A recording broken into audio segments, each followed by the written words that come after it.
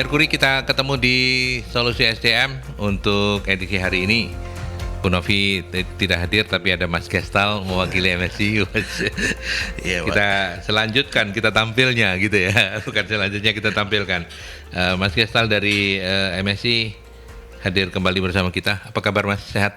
Sehat, alhamdulillah Pak Aldi. Pak Aldi gimana kabarnya? Alhamdulillah sehat-sehat juga. Kita seneng ya, yang penting sehat ya. Yang penting sehat. Katanya kalau sehat tuh rezekinya nanti ngikutin aja gitu Amin, ya. amin.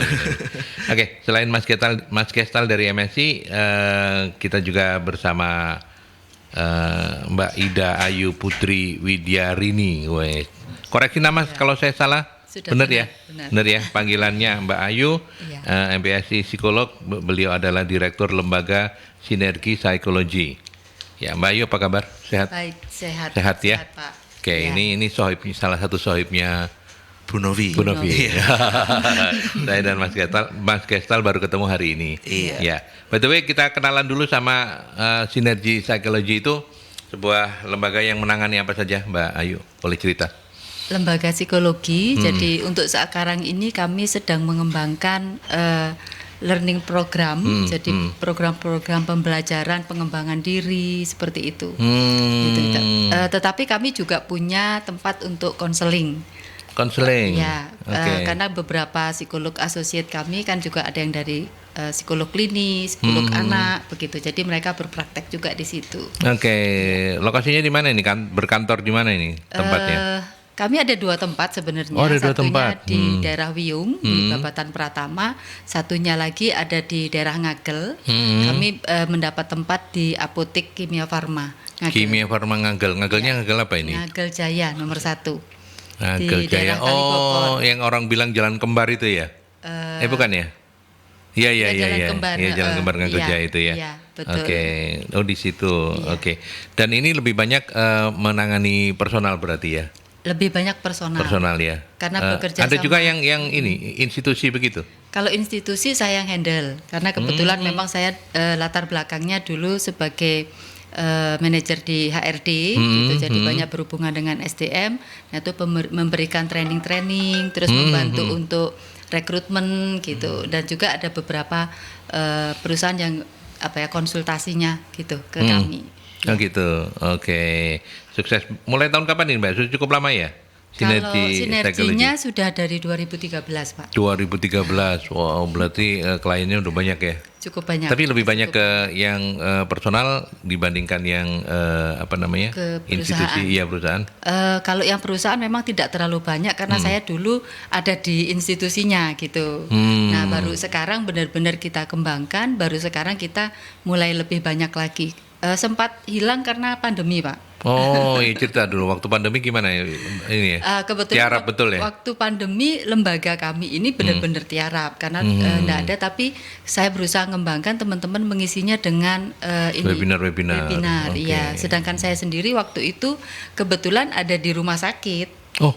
Di National Hospital. Jadi pada waktu itu masih kerja maksudnya. Masih Kaget saya ada di rumah sakit, tak pikir yang kerja. terpapar COVID. Enggak ya, sedang menjadi psikolognya Betul. National Hospital. Tidak, saya justru sebagai manajer HRD-nya di sana. HRD. Jadi benar-benar lagi handle SDM-nya yang sedang berperang ngadepin Oh, COVID. jadi Mbak Ayu ini punya pengalaman juga di HRD ya. Iya. Oke. Ya, selamat datang. Terima kasih sudah memenuhi undangan teman-teman MSI. Hari ini kita ngobrol tentang personal growth ya, kunci kesuksesan organisasi dan pengembangan karir. Mas Gestal, apa harapan dari diskusi kita hari ini, atau kita akan membahas lebih banyak tentang apa di perbincangan hari ini? Iya, oke. Karena hari ini kita kan bakal ngomongin personal growth ya Pak. Dan di sini juga ada Bu Ayu dari yang dulu pernah sebagai HR manager juga. Sementara kan kalau saya kan bisa dikatakan masih anak baru. Anak baru ya. Anak baru. Yang namanya anak baru kan yang pasti selain untuk pengalaman bekerja, kita kan juga pengen banget untuk mengembangkan diri, terutamanya di sebuah organisasi, karena sekarang saat ini saya juga berada di konsultan. Jadi pengen saya kita nanti bakal bicara gimana sih caranya kita untuk mengembangkan diri di perusahaan atau di organisasi, utamanya bagi kita yang masih apa ya istilahnya masih mencari-cari jati diri atau aku ki cocokin endi toh seperti itu. Jadi pengen ya mungkin dari sudut pandang Bu Ayu seperti apa atau mungkin jadi Mas Kestal juga ikut belajar hari Ikut ini belajar, ya. Pak. Saya Untuk ini ya, untuk kritik lah ya, untuk iya, diri kalau sendiri. dikatakan narasumber sih enggak juga ya Pak ya. Soalnya kan kalau untuk dari segi apa ya, segi pengalaman dan ilmu kan masih jauh banget. Iya, Jadi di sini iya. memang niatnya belajar kan Niatnya gitu belajar, kan, terkait oke. apa itu personal growth. Baik, seperti kita itu, Pak. tanyakan langsung ke beliaunya aja. Siap. Per definisinya personal growth itu apa Mbak Ayu? Oke, kalau kita bicara tentang personal growth, mungkin kalau dalam bahasa Indonesianya kan pertumbuhan pribadi ya, pertumbuhan diri kita sendiri begitu. Sebenarnya semua orang mengalami karena seluruh aspek kehidupan kita itu baik secara sosial, Ya. emosional, gitu ya, spiritual, semuanya itu bertumbuh pasti sesuai dengan usia. Nah, tetapi memang ada beberapa hal yang memang harus diusahakan Iya. supaya definisi personal growth-nya itu lengkap gitu ya. Jadi misalnya dengan sekolah, dengan mengikuti training, bekerja pun juga salah satu dari proses personal growth karena dari situ kita dapat pengalaman seperti itu. Bersosialisasi pun juga bagian dari personal growth karena kita berlatih bagaimana berinteraksi dengan orang, bagaimana bekerja sama seperti itu. Ya, Itu oke. jadi definisinya ya pertumbuhan pribadi itu secara keseluruhan dan ada goalnya gitu, ada tujuannya yaitu untuk menjadi pribadi yang lebih baik. Tentunya ini menjadi catatan penting untuk teman-teman yang pengelola SDM ya. Betul. Dalam konteks manajemen ya. Nah, sejauh apa sih personal growth ini kok kemudian mesti menjadi perhatian bagi para pengelola SDM, Mbak Ayu? Ya, personal growth itu kalau sudut pandangnya kan pribadi, orang per orang gitu Orang ya. per orang, betul. Nah, tetapi perusahaan yang memang berinvestasi dengan SDM dan mau memikirkan personal growth dari masing-masing pribadi yang ada di dalam perusahaan, itu malah bertumbuhnya malah lebih bagus. Kalau dulu mungkin SDM itu dianggap aset, kalau sekarang SDM itu adalah partner. Jadi ada jargon bertumbuh bersama. Jadi kalau secara personalnya berkembang, maka perusahaan atau organisasinya juga pasti akan berkembang kan gitu. Karena secara pengetahuan, keterampilan, kompetensi dari setiap orang individu yang ada di dalam itu bertumbuh, maka secara bersamaan organisasinya juga akan growth juga gitu, bertumbuh juga gitu. Nah, kalau kaitan dengan personal growth ini sendiri, kemudian apa saja atau hal-hal apa saja yang orang nggak ngerti atau nggak tahu tentang personal growth itu, Mbak Ayu? Apa saja? Oke. Ininya. Ada beberapa hal yang berhubungan dengan personal growth yang mungkin agak sedikit missing ya teman-teman ya. Ada yang merasa personal growth itu sifatnya instan. Nah, sekarang kan banyak tuh webinar-webinar bagaimana personal branding gitu ya. Wah, secara cepat terkenal, secara cepat langsung disukai. Itu seolah-olah sifatnya instan. Sekarang training, sekarang webinar, besok udah bisa gitu ya. Sebenarnya tuh merupakan journey ya, proses gitu ya, pertumbuhan terus-menerus. Sama seperti ketika kita belajar untuk lulus dari sebuah institusi gitu, itu kan ada jenjangnya. Nah itu proses harus seperti itu. Nggak bisa kita instan sekarang ikut webinar jadi gitu, jadi orang atau jadi berhasil gitu. Banyak sekali faktor yang harus dipahami terkait dengan personal growth. Yang kedua bisa jadi karena self awareness. Jadi kita belum memahami benar apa kelebihan kita, kelemahan kita, apa sebenarnya minat kita, keinginan kita ke depan itu seperti apa gitu. Nah, di sini akhirnya muncul kita mengejar hal-hal yang nampaknya banyak di media. Misalnya kalau sekarang ini kan orang pada konten betul gitu ya. Semuanya pingin jadi konten kreator, semuanya pingin bekerja di bidang digital marketing. Tapi setelah dijalani kan nggak semua juga berhasil. Nah, betul. Itu karena mereka hanya mengejar apa yang nampaknya oke nih, keren nih, cuannya banyak nih gitu. Tapi mereka tidak mengenal diri sendiri sebenarnya, tidak berangkat dari apakah memang dia punya keinginan atau kemampuan di bidang itu atau tidak gitu. Gitu. Jadi kalau Oke. pemilihan pekerjaan karir itu kan memang harus disesuaikan dengan kemampuan kita juga Kemampuan, ya. ya. Betul. Oke. Potensi yang kita punya bisa dikembangkan ke arah situ atau enggak gitu. Ya, itulah pentingnya Mbak Ayu dan teman-teman ya. Iya. Karena bisa membantu kita, membantu anak-anak, terutama Gestal dan anak-anak Dan jajarannya. dan jajaran dan rombongnya. Ya, untuk bisa memahami tentang potensi Pak. Mas Gestal, dari apa yang disampaikan oleh Mbak Ayu kan dirimu kan mewakili Gen Z ya. Aduh, Betul. terlalu berat bebannya kalau mewakili Gen Z, Pak. Enggak ya. Atau paling Iya, tidak ada di gen itu. Iya, ada di Gen Z. Ada di gen itu. Nah, kira-kira gimana? Ada dua hal ternyata ya kita bicara soal personal growth. Yang pertama adalah nggak bisa instan, itu harus dipahami. Yang kedua yaitu seringkali orang kurang nggak punya self awareness. Betul. Self-awareness. Sehingga kemudian yang muncul itu budaya latah. Gimana? Ge? Betul. Nah, gimana komentar Anda? Iya, jadi gini, kalau untuk saya pribadi, saya pun juga setuju apa yang disampaikan sama Bu Ayu ya, bahwasanya yang namanya personal growth, yang namanya pertumbuhan itu nggak bisa instan. Ya. Yes, kita aja misal menanam padi itu butuh 3 bulan. Ya, apalagi apa yang kita harapkan dengan misal ikut webinar besok jadi jago. Itu kan juga Ya, kurang make sense lah kalau menurut saya. Betul.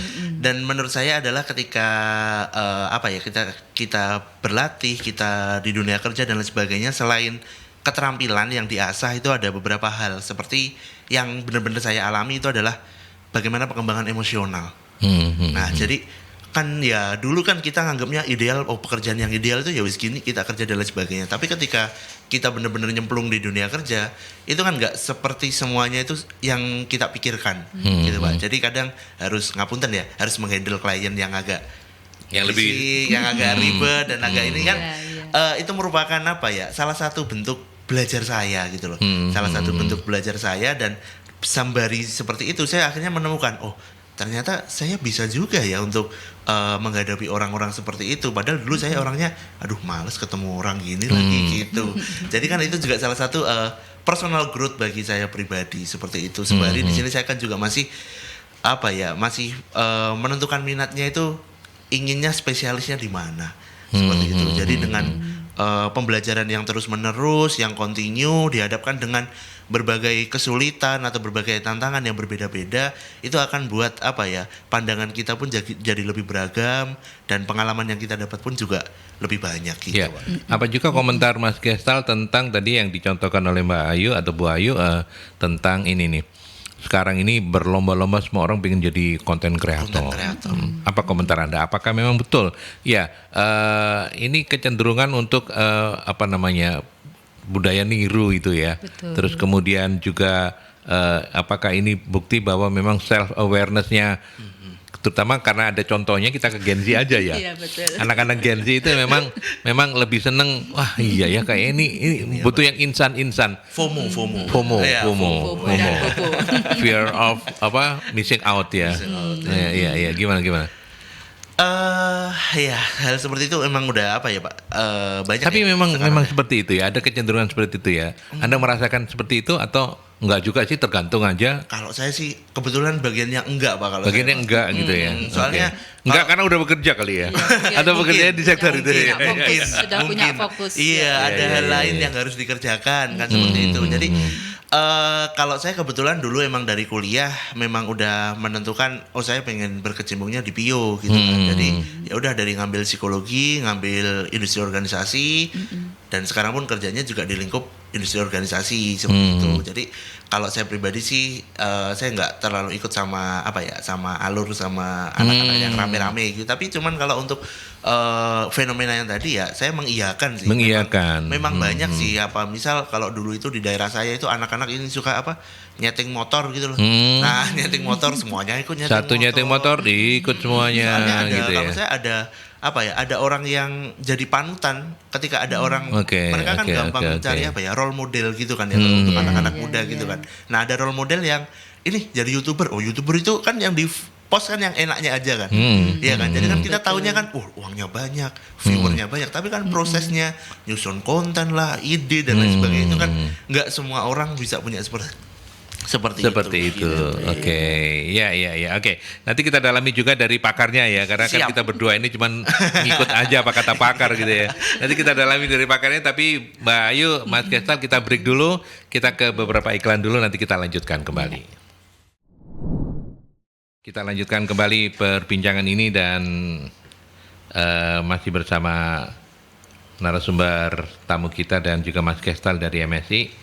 Tadi kita sudah nanya, tapi benar ya Mbak, saya melanjutkan Mas Kestal tadi, tidak untuk memvonis gitu ya, dan tidak untuk juga menjustifikasi anak-anak Gen Z dan sebagainya, tapi kita bicara soal kecenderungan sebagai sebuah pembelajaran. Apakah teman-teman anak-anak generasi Gen Z itu memang kecenderungan untuk budaya nirunya, instannya itu lebih tinggi dibanding yang milenial katakanlah, atau enggak sih sebenarnya sama aja? Gimana Mbak Ayu? Sebenarnya sih sama aja sebenarnya ya. Gitu Cuma kalau dulu tuh keterbukaan informasi kan nggak seperti Mungkin sekarang. karena eranya ya. Betul. Sebenarnya budaya Lata, budaya niru itu sama, cuman Sama. dulu belum masif Semasif sekarang. Betul. Faktor keterbukaan informasi, terus globalisasi kita kan sudah tahu kemana-mana ya, nggak cuma Indonesia ya. Iya. Sekarang juga kita tahu di luar negeri itu seperti apa. Terus kemudian selain itu juga harus kita keluar masuk ke luar negeri juga sudah semakin dipermudah kan sekarang. Orang kuliah keluar, beasiswa dan lain sebagainya. Jadi anak-anak sekarang tuh merasa lebih mudah, lebih banyak pilihan. Dan mereka nggak butuh effort yang besar, ternyata bisa gitu. Jadi kan namanya kita kalau dapat sesuatu yang lebih mudah, lebih cepat, apalagi kalau harganya murah gitu Ya, kan, ya, pasti ya, mau. Orang dulu nggak mau banget gitu. Tapi sekarang itu lebih Terfasilitasi mudah. secara tidak langsung ya, Betul. karena kemudahan-kemudahan tadi itu. Betul. Gitu. Jadi anak-anak jadi merasa mereka banyak pilihan. Nah, resikonya kalau mereka melihat banyak pilihan, salah satunya ya itu lack of motivation. Jadi lack of komitmen. Jadi untuk bertahan di satu perusahaan mereka harus ada ini dulu nih, apa yang membuat saya bisa bertahan lama di sini gitu, sesuai nggak dengan value saya. Begitu dia merasa tidak, yang tadi work life balance-nya nggak tercapai gitu, pindah tempat lain gitu ya. Bisa jadi karena mereka merasa keterbukaan peluang dari perusahaan-perusahaan banyak. Bisa juga karena sekarang ini kan banyak anak-anak sekarang itu yang juga punya kerjaan sampingan. Iya. Jadi kalau saya lagi interview nih anak-anak zaman sekarang gitu, mereka tuh bekerja kantoran ya iya, tapi usaha sampingannya ada nggak? Rata-rata punya. Dan mereka tuh terbiasa dengan konten kreator. Iya. Dan affiliate ya, pakai affiliate gitu ya. Jadi jadi marketing ya, mereka kerja sambil nanti mereka upload yang mereka jual apa-apa gitu. Karena memang sangat mudah.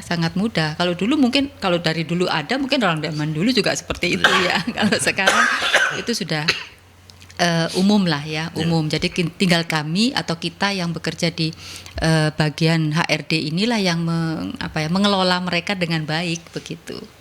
Zamannya. Ya. Oke, kita lanjutkan. Mohon maaf. Kalau Mas Kestal sendiri menanggapi apa yang disampaikan oleh Bu Ayu tadi seperti apa? Ya, terkait tentang ya mungkin karena saya hidup di zaman sekarang ya, jadi saya nggak tahu orang-orang dulu itu seperti apa. Cuman saya juga setuju sih, menurut saya karena sekarang keterbukaan informasi itu kan mudah. Ibaratnya kalau dulu kita ngelamar pekerjaan itu kita harus masukkan di amplop coklat terus dikirim dan lain sebagainya, lewat pos baliknya berapa minggu. Sekarang kan tinggal di job street, buka klik itu kan udah bisa.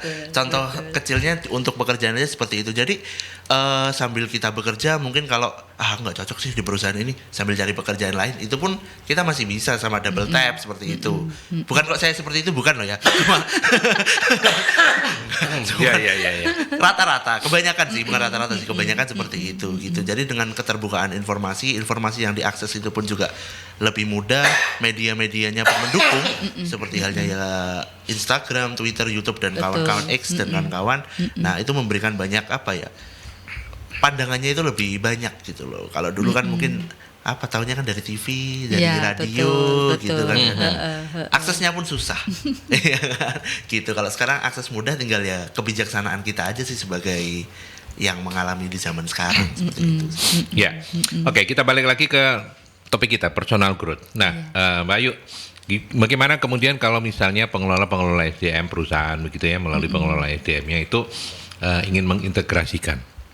Karena personal growth ini kan juga perlu distrategikan begitu ya, tidak semudah membalik telapak tangan untuk. Nah, Iya. itu caranya gimana? Mensinergikan begitu ya, mengintegrasikan strategi personal growth itu dalam program-programnya HRD. Oke, dari HRD ya. Mungkin kalau teman-teman HRD yang sekarang ini tantangannya jadi lebih besar ya, Iya, lebih iya. berat ya, lebih berat gitu ya. Mungkin dulu waktu saya awal-awal jadi HRD menyesuaikan dengan visi misi, oke, jalan gitu. Kalau sekarang kita memang benar-benar harus mencari yang sesuai dengan visi misi kita, supaya kalau nanti di tengah-tengah kita ada perubahan dan lain sebagainya, orang-orang yang kita rekruti bisa mengikuti gitu. Maksud saya begini, jadi ketika kita rekrutmen awal itu kita harus benar-benar menekankan kepada mereka apa visi misi kita. Kalau memang perusahaan itu pinginnya berkembang dan staf atau karyawan itu harus bisa mengikuti perkembangan gitu, maka kita akan mencari orang-orang yang memang sevisi dengan kita. Sehingga nanti begitu ada perubahan-perubahan atau perkembangan dari perusahaan, setiap orang yang ada di dalam itu paham. Gitu. Itu yang pertama. Jadi program-program awal sudah harus diperkenalkan, sudah harus ditunjukkan gitu ya. Kemudian yang kedua, itu pun juga masuk ke program-program manajemen talentanya ya. Bagaimana kita training gitu ya, itu disesuaikan gitu dengan kebutuhan dari masing-masing departemen. Jadi ketika kita menyusun job analisis gitu ya, setiap departemen kan jelas tuh mereka tugasnya apa, kompetensi atau keterampilan yang dibutuhkan apa gitu. Jadi kita memberikan training-training yang sejalan dengan apa yang mereka butuhkan dalam pekerjaan, sehingga itu bisa efektif karena sesuai dengan yang diharapkan oleh perusahaan. Yang kedua, kalau kita berhubungan dengan karir. Nah, setiap perusahaan itu kan punya ini karirnya sendiri-sendiri. Tapi itu kalau bisa disejalankan juga sama personal growth dari orang-orang yang ada di dalamnya gitu. Seperti kalau dari psikologi ya, Mas Gestalt ya. Kita ada Abraham Maslow. Jadi itu harus dipenuhi dulu gitu ya. Jadi kebutuhan sandang pangan, itu berarti kesejahteraan. Kemudian engagement ya, gitu. Itu harus. Jadi mereka merasa bagian dari perusahaan, dipelihara dengan baik gitu ya, dihargai gitu ya. Kemudian rasa aman itu harus terpenuhi. Kejelasan tentang peraturan, kejelasan tentang status gitu ya, jenjang karir itu jelas gitu. Sehingga kalau dia merasa aman dan nyaman di dalam perusahaan, maka dia akan mudah untuk mencapai yang namanya aktualisasi diri. Pinginnya mengembangkan diri. Nah, ini personal growth-nya akan bagus di situ. Karena dukungan dari lingkungannya juga bagus gitu. Nah, dari perusahaan itu kan dari pengembangan talenta udah. Lalu ada ukurannya enggak? Jelas harus ada. KPI-nya bagaimana gitu. Jadi orang dinilai tidak hanya dari skillnya secara operasional, tapi juga dari soft skillnya gitu. Mampu nggak dia memimpin timnya, mampu nggak dia berkomunikasi dengan baik dengan menghandle kliennya, menghandle komplainnya gitu, sampai pada strategi gitu, problem solvingnya gitu. Nah, ini juga harus masuk di penilaian kinerja karyawan, sehingga karyawan tahu ini ya harus berkembang, harus meningkat terus gitu. Itu akan sejalan dengan personal growth dan kebutuhan dari perusahaan. Gitu. Ya, ada perbedaan nggak Bu pendekatan untuk menstrategikan pengembangan personal growth ini di masing-masing level gitu? Kalau manajer, maka pendekatannya harus seperti ini. Kalau level second layer-nya itu beda lagi. Itu memang ada perbedaan nggak? Harus dibedakan memang. Karena malah justru harus dibedakan betul. ya. Karena peran dan tanggung jawabnya kan beda. Kalau yang ada di level operasional, mereka harus menguasai keterampilan kerjanya, gitu ya, teknisnya, gitu. Lalu problem solving dalam kesehariannya, menata pekerjaannya, itu peran dan tanggung jawab mereka ada di sana. Sedangkan kalau level yang lebih tinggi, tentu tuntutannya jadi lebih lebar ya, lebih luas ya. Jadi dalam satu departemen dia harus bisa mengelola perencanaan kerjanya, kemudian juga harus menyiapkan bagaimana problem solving yang lebih luas gitu ya, tidak hanya satu-satu bagian. Kemudian ada juga evaluasi, kontrol terhadap kinerja dan pencapaian dari departemen tersebut. Kalau levelnya lebih tinggi lagi ya perencanaannya tentu berhubungan dengan pengembangan perusahaan secara umum.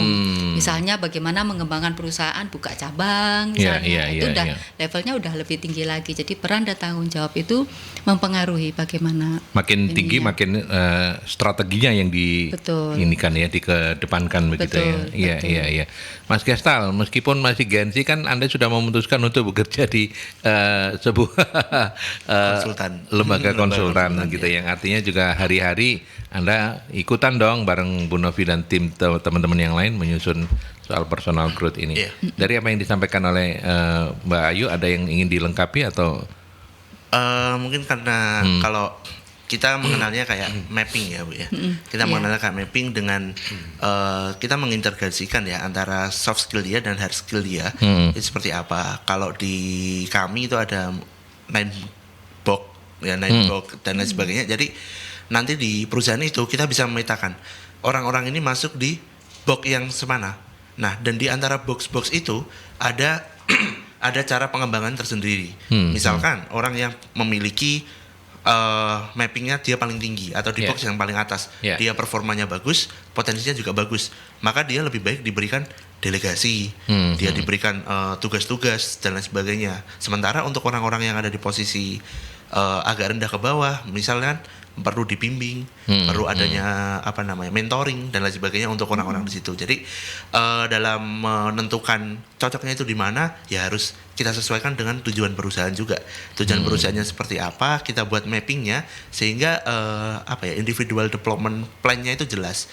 Orang ini harus diberikan training, harus diberikan coaching atau lain sebagainya. Kurang lebih seperti itu. Jadi ada toolsnya lah ya, ada toolsnya juga untuk untuk menghandle hal tersebut seperti itu. Iya. Sekarang memang lebih dipermudah karena semua mode-mode pelatihan itu ada toolsnya begitu ya. Kalau dulu kan harus langsung dari pemikiran, dari secara manual. Oke, baik, para narasumber kita break dulu, nanti kita lanjutkan kembali dan sahabat Mercury silakan untuk Anda bertanya-tanya juga melalui 031562 0096 atau 5679696 atau melalui WhatsApp juga boleh di 081 7300096 setelah pesan-pesan. Oke, kita lanjutkan kembali masih di perbincangan bersama para narasumber untuk personal growth, kunci kesuksesan organisasi dan pengembangan karir. Saya ke beberapa sahabat Mercury yang sudah menitipkan pertanyaan melalui WhatsApp ini ya. Yang pertama ini saya menyapa Pak Budiman. Selamat pagi Pak Budiman, terima kasih sudah berkenan mampir di Solusi SDM Talk Show kita. Bagaimana cara seorang leader mengenal personal growth anak buahnya sehingga tidak salah penempatan saat mengerjakan tugas? Kalau personal growth mungkin yang dimaksud ini mengembangkannya begitu ya. Kalau soal penempatan mungkin udah ditempatin dulu baru nanti dikembangkan begitu. Atau gimana tanggapannya dari Mbak Ayu, dari Pak Budiman ini pertanyaannya. Bagaimana cara seorang leader mengenal personal growth anak buahnya sehingga tidak salah penempatan saat mengerjakan tugas? Mungkin agak kebalik ya. Jadi ditempatkan di tempat pekerjaannya dulu, baru kemudian personal growth-nya tumbuhnya kayak gimana gitu kira-kira ya. Mungkin ya. Gimana? Biasanya kalau kami dari HRD mungkin nanti Mas Gestal bisa menambahkan. Bisa menambahkan. Itu kan pada proses rekrutmen awal kita udah mencari orang tuh yang seperti apa gitu ya. Misalnya untuk posisi customer service lah gitu. Jadi karakteristik orangnya, keterampilan, kemudian kompetensi yang dibutuhkan untuk menjadi seorang customer service itu udah jelas di awal gitu ya. Nah, pada waktu kita melakukan rekrutmen, kita akan mengenali sebenarnya orang ini seperti apa, potensinya bagaimana, kompetensinya seperti apa. Sehingga ketika kita bekerja dan memberi tugas, itu kita akan melihat mampu tidak dia menyelesaikan tugas ini. Nah, itu nanti ada KPI-nya gitu atau performance appraisal-nya gitu ya. Nah, pada waktu penilaian ini kita kan juga melanjutkan lagi dengan bagaimana caranya dia untuk improve gitu. Nah, lalu kemudian kita merencanakan trainingnya kalau memang dibutuhkan training gitu ya. Nah, dari situ kemudian kita memberikan tugas-tugas sambil kita mengamati. Jadi dari kita sendiri sebagai leader juga perlu mengetahui bagaimana kemampuan dari setiap orang yang ada di bagian itu gitu ya. Bagaimanapun juga bahwa setiap orang itu pasti punya kelebihan dan kelemahan. Nah, jadi kita nanti menyesuaikan. Kalau bisa dikerjakan sendiri, dia kemampuannya lebih kemana? Nah, kalau yang sekarang yang berkembang di perusahaan, yang saya lihat itu ada beberapa perusahaan, mereka justru mengcombine satu project itu dihandle oleh beberapa staff yang berasal dari beberapa departemen. Gitu. Jadi misalnya gini, saya kebetulan juga pernah ada pengalaman juga. Jadi kita buka semacam cabang kecil gitu ya. Di situ tuh ada IT-nya, ada HRD-nya, adminnya gitu ya. Kemudian ada dari departemen-departemen lain dan kita taruh di sana. Lalu kita amati masing-masing ini bisa mandiri tidak. Nah, dari situ kemudian kita mengembangkan mereka. Kalau mereka masih kurang apa ya kita harus support. Untuk menjadikan mereka memiliki personal growth yang sesuai dengan kebutuhan dari perusahaan gitu ya. Kalau memang belum ya udah kita training dulu, ganti dulu dengan yang lebih mampu. Itu nanti kembali lagi itu dikembangkannya seperti itu berarti kan kita mengupayakannya dengan sengaja. Begitu. Itu. Berarti personal growth itu juga mungkin nggak ya Mbak Ayu ya, personal growth itu kemudian membuat orang yang dari awalnya itu ditempatkan di A, kemudian ternyata setelah diajak untuk mengembangkan diri, mereka bisa menumbuhkan personal growth mereka masing-masing, mereka bisa punya ternyata potensinya jadi lebih kelihatan ke sini ya. Itu sangat mungkin ya. Memungkinkan. Ya. Untuk perusahaan-perusahaan tertentu jenjang karir kan tidak selalu ke atas. Kadang juga ke samping, Jadi di level yang sama gitu ya, kita memberikan dia kewajiban untuk menjadi koordinator misalnya, sebelum mereka menjadi supervisor. Jadi kan dia melebar, tidak langsung naik, tapi melebar dulu. Melebar dulu, baru kemudian dia naik jenjang gitu. Oke. Mas Kestal, masih ada? Salah satu bentuk ini ya penghargaan dari perusahaan juga sih, dengan kemampuan dia untuk memimpin kan, berarti dia merasa diakui gitu ya. Betul. Dikasih beberapa anak buah gitulah istilahnya ya, mereka dikoordinir gitu sebelum nanti dia naik ke jenjang atas. Dan dengan begitu kan kemudian juga menjadi trigger untuk teman-temannya yang lain bahwa kalau saya bisa mengembangkan diri secara personal itu ada peluang untuk naik karir, naik jenjang dan lain sebagainya gitu ya. Mas Kestal mau menambahkan? Iya, kalau untuk terkait naik karir, naik jenjang dan lain sebagainya, kita mungkin mengenalnya didik dulu baru didudukkan. Iya. Jadi waktu kita melaksanakan tugas, waktu kita mungkin sebagai level staff, benar yang dikatakan Bu Ayu tadi bahwasanya apabila dia nggak cocok dengan tugas tersebut atau kurang mampu menghandle, ya diberikan intervensinya seperti apa, entah itu training, coaching dan lain sebagainya. Tapi kalau untuk kenaikan karir, ya yang namanya di perusahaan kita nggak mungkin semua staffnya itu adalah staff yang berpotensi untuk naik jenjang atau star player lah bahasanya. Pasti ada yang biasa aja, ada yang mungkin dia itu pekerja keras, cuma kalau kemampuan memimpinnya kurang dan lain sebagainya. Jadi itu tinggal pinter-pinteran aja di mana di perusahaan itu bisa nge-mappingkan tadi, nge-mappingkan orang-orang yang tadi sehingga bisa untuk kedepannya, ini cocok nih kayak sebagai supervisor untuk kedepannya. Jadi saya didik dulu, saya berikan dia penugasan, jadi project koordinator dan lain sebagainya. Baru nanti ketika dia rasa dia udah memenuhi kompetensi-kompetensi itu, dia duduk di SPV level yang lebih tinggi, lebih seperti itu. Dan dia emang kalau kita mau memberikan tugas yang sesuai ya emang dari proses rekrutmennya Bu ya.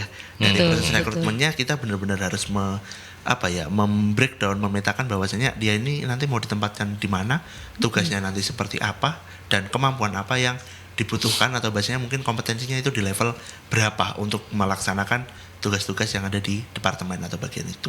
Oke. Oke, saya ke Bu Dinda. Terima kasih Bu Dinda sudah menitipkan pertanyaan untuk diskusi kita pagi ini ya.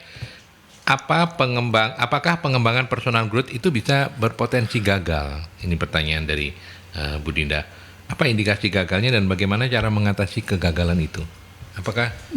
Monggo silakan ditanggapi. Oke. Karena personal growth itu kan berjalan sebenarnya ada yang sifatnya alami ya. Jadi kita tidak mengatakan dia gagal atau gitu. tidak gagal Pasti begitu ya. ada yang berkembang atau bertumbuh dari dirinya. Hanya mungkin ketika dia mengerjakan sebuah tugas, ada tugas yang dia nggak berhasil menyelesaikan gitu mungkin ya. Jadi bukan berarti dia personal growth-nya yang gagal tapi dia tidak berhasil menyelesaikan tugas yang diberikan. Nah, kalau dia tidak berhasil menyelesaikan tugas yang diberikan, berarti indikatornya cukup banyak. Faktornya apakah mungkin dari sisi kompetensinya belum mencukupi, jadi dia harus dilatih lagi seperti yang Mas Gestalt tadi bilang, kalau masih kurang ya harus dilatih dulu gitu ya. Bisa jadi mungkin juga terkadang kan rencana itu tidak sesuai dengan apa yang terjadi di lapangan. Kita udah rencanakan ternyata ada kondisi yang tidak sesuai. Seperti misalnya kasus COVID lah gitu ya. Kita udah tahun ini kita mau berkembang nih, mau apa. Ternyata kena COVID, nggak bisa berkembang gitu. Itu gagal nggak? Ya pasti ada yang gagal gitu, pasti ada yang gagal. Tapi bukan karena personal growth-nya yang gagal gitu. Karena indikator yang lain gitu yang menyebabkan. Tapi kondisi kegagalan itu sendiri sebenarnya juga menjadi bagian dari personal growth seseorang. Kan dia belajar dari kesalahan, belajar dari kondisi-kondisi di mana dengan cara ini ternyata nggak bisa nih, nggak berhasil gitu. Akhirnya orang akan berpikir out the box gitu ya. Kita kan tidak pernah menyangka setelah COVID perkembangan digital kita sampai seperti sekarang ini. Betul. AI-nya seperti ini kan hasil dari kondisi krisis itu tadi kan. Betul, karena yang satu gagal tidak berjalan, akhirnya mereka mencari cara. Nah, ini membuat personal growth seseorang juga pasti tetap akan berkembang, tapi mungkin di bagian yang lain gitu. Gitu sih. Okay. Ada komentar dari Mas Gestalt untuk Bu Dinda tadi? Ya, menyoroti terkait tentang kegagalan ya Pak Aldi, karena ya betul yang dikatakan Bu Ayu bahwasanya nggak semuanya itu sesuai dengan apa yang kita rencanakan ya. Dan menurut saya kegagalan itu salah satu dari proses lah ya. Salah satu dari proses, karena kalau menurut kita benar terus, kita kan jadi nggak ada pembandingan.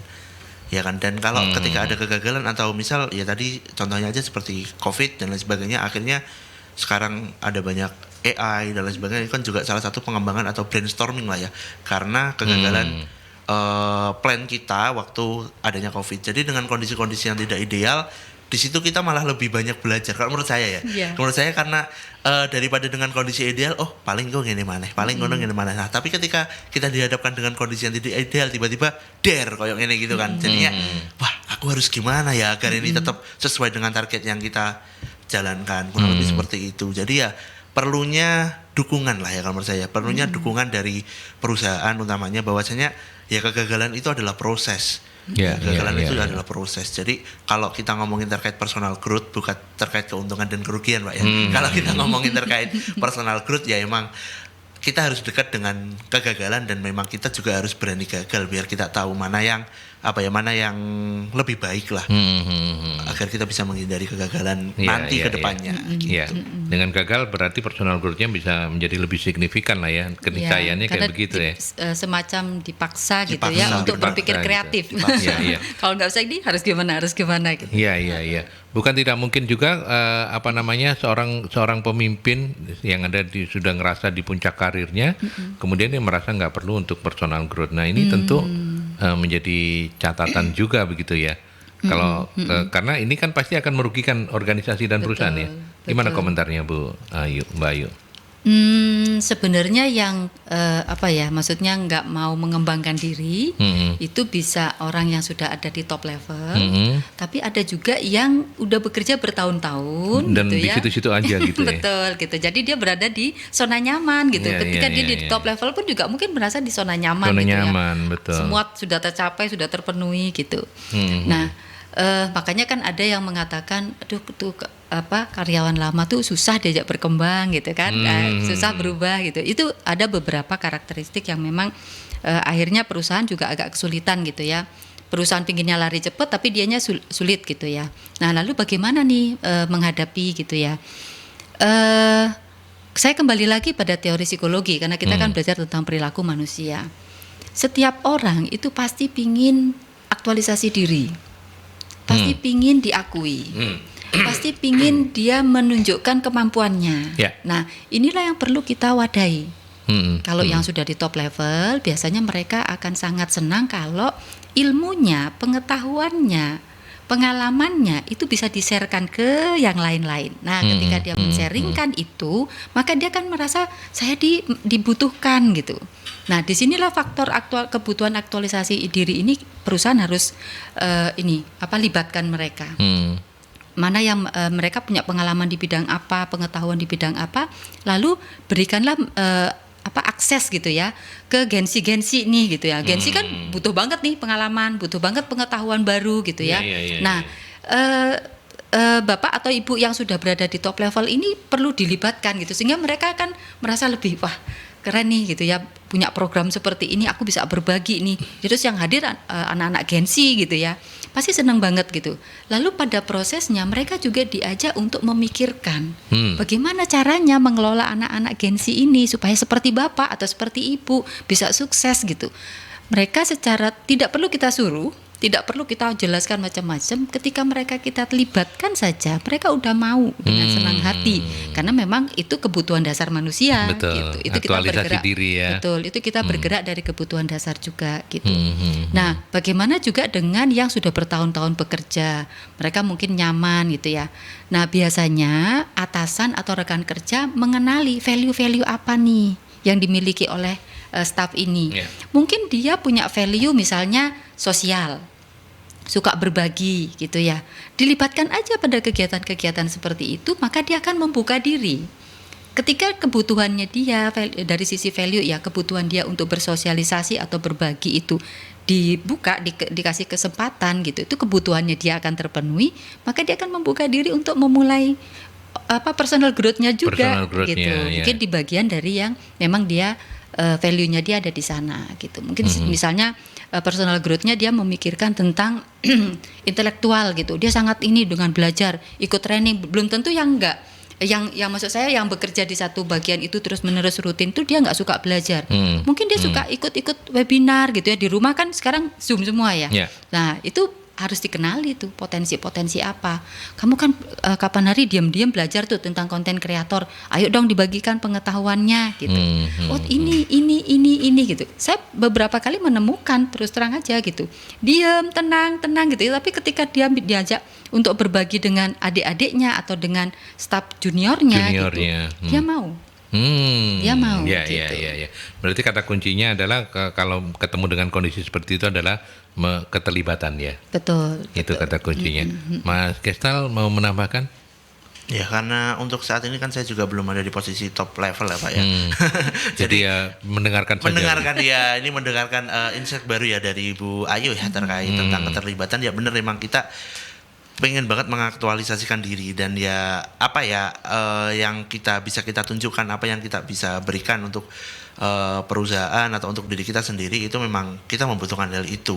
Dan mungkin ya kalau menurut saya tinggal gimana cara dari leadernya untuk mengenali personal yang ada di perusahaannya, terutama tadi yang yang berhubungan dengan value. Itu self concept ya, bicara tentang self concept. Jadi dia melihat dirinya sendiri itu sebagai orang yang bagaimana.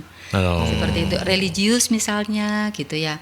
Kan di perusahaan juga pasti ada ya pengembangan di bidang ini. Mungkin setiap hari Jumat nanti ada dari teman-teman yang muslim, nanti setiap hari Kamis atau hari Selasa untuk teman-teman yang agama apa gitu. Nah, ini yang senior ini diberi ruang untuk mengembangkan itu. Otomatis dia akan mengembangkan diri kok. Iya. Oke.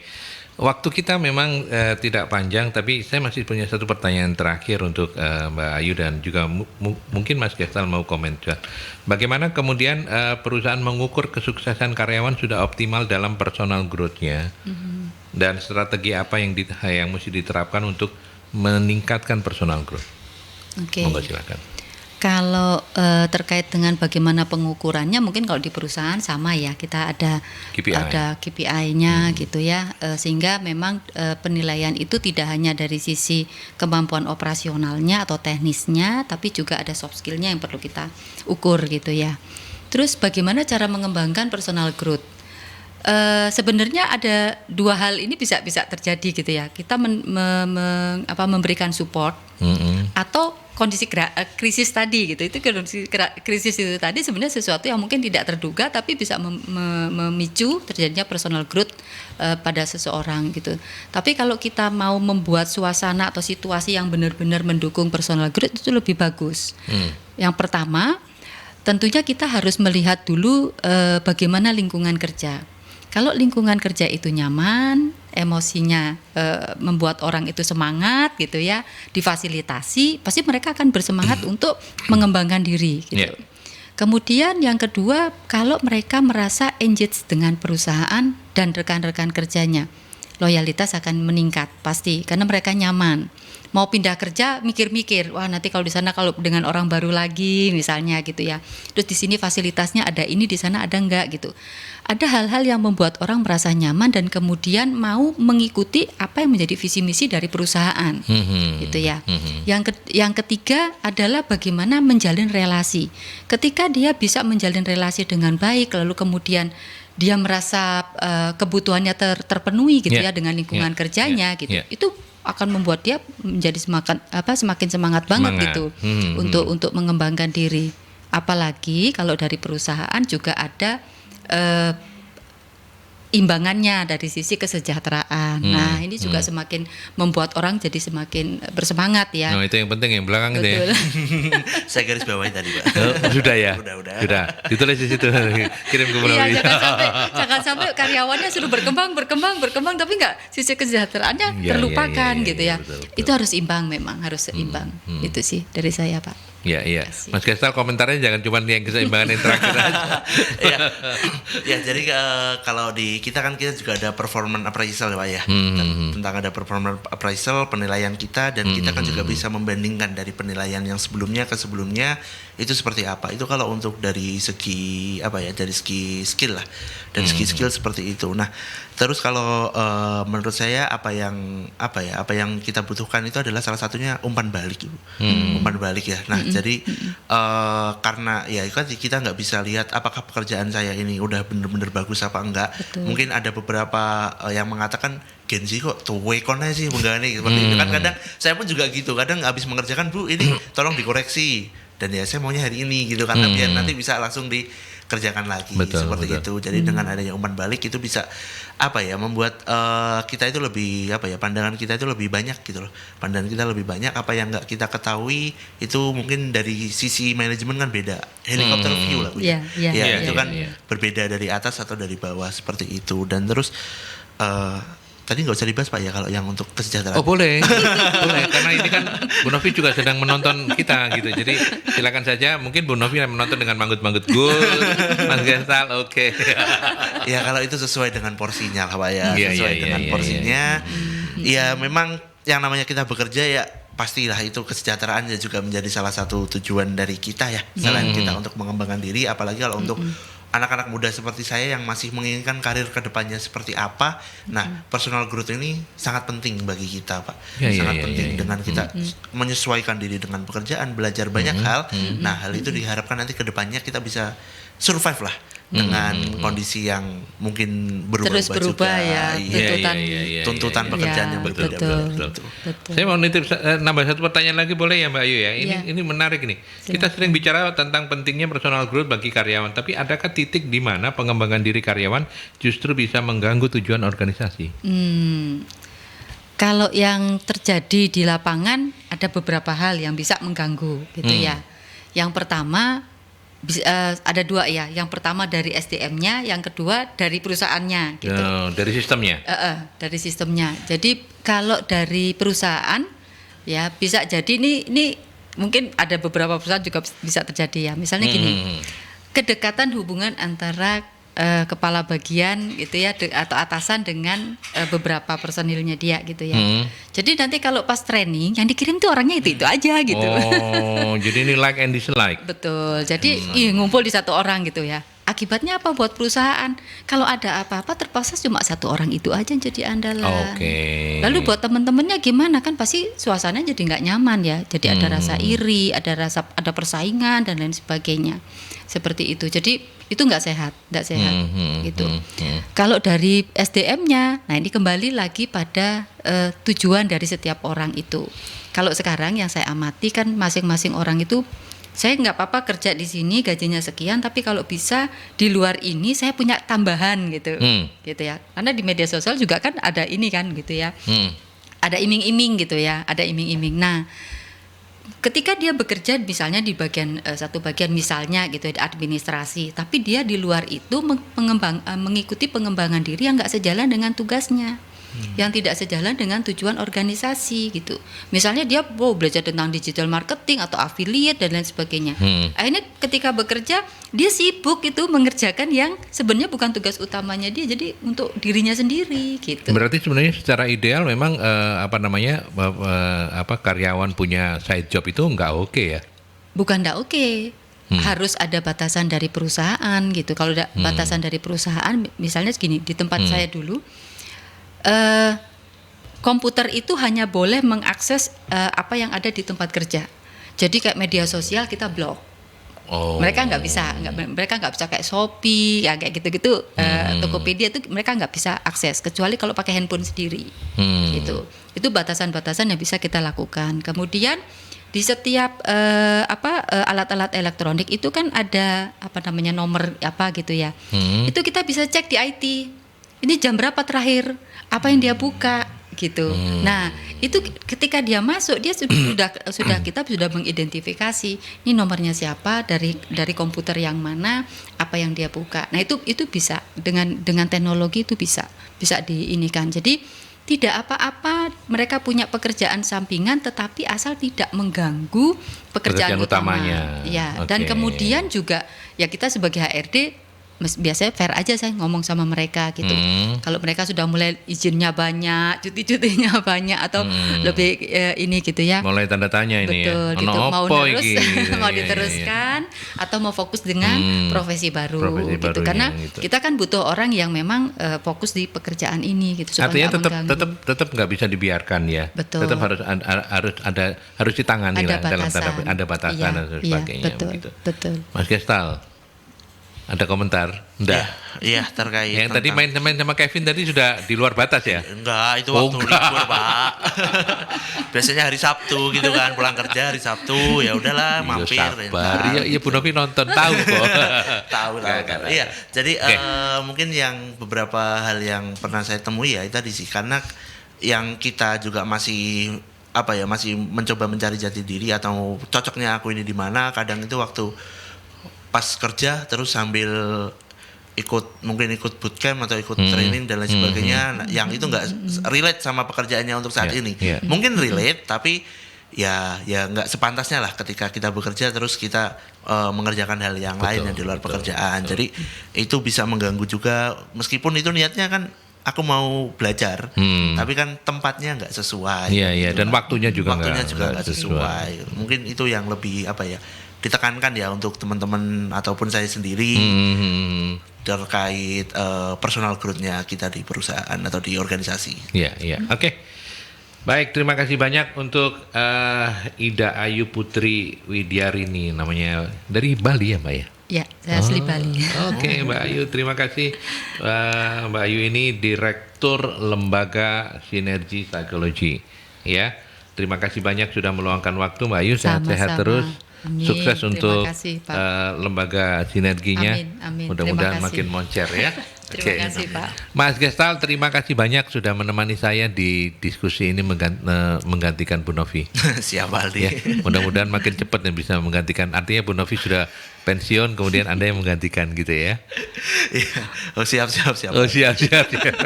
Kita ketemu lagi di kesempatan yang lain ya. Oke, dan sahabat Mercury, sampai di sini Solusi SDM bareng para narasumber.